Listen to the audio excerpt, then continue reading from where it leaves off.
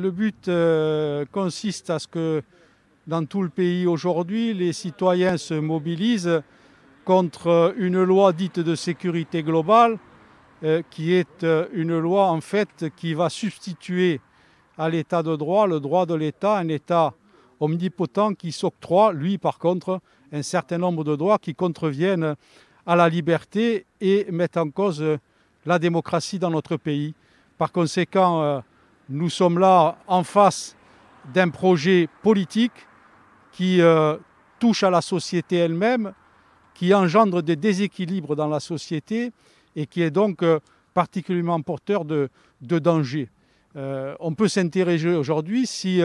il y avait cet article 24 en application, ce qu'il adviendrait lorsque, effectivement, il est constaté que des agents de police, donc détenteurs de ce droit de faire respecter par l'ordre, eh bien, ce qu'il adviendrait si cet article 24 était en application. On ne pourrait pas avoir de recours et contester, bien entendu,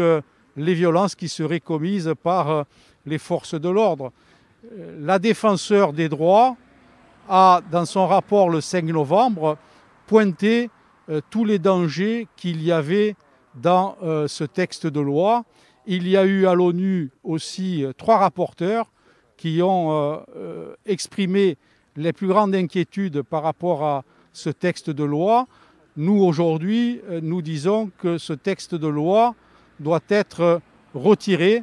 et même s'il a été adopté en première lecture, la deuxième lecture viendra au mois de janvier. Il faudra par conséquent rester mobilisé